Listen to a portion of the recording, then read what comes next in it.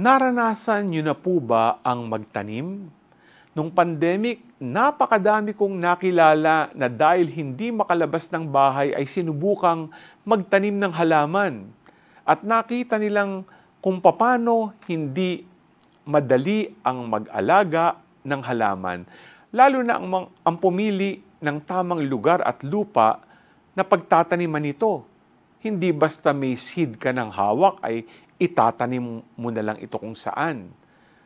At ano ang bunga kapag maayos ang pagkakatanim ng halaman? Unti-unting makikita natin ito ay tumutubo, gumaganda at namumunga. Sa buhay natin, madami tayong mga dagok at pagsubok na dumadating. Ngunit kung ang ating pananampalataya ay naitanim natin ng malalim sa ating buhay at ang ating itong inaalagaan na katulad ng ating pag-alaga sa isang halaman, maniwala ka, walang pagsubok ang hindi mo kakayanin. Dahil ang Diyos ang plantito na gumagabay at tumutulong sa iyo.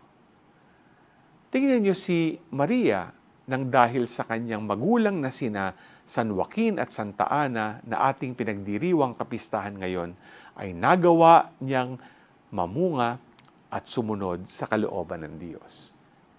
Kaya naman mga ka-G, gawing mayabong ang iyong pananampalataya gaya ng halamang lubos na mabunga. G ka ba?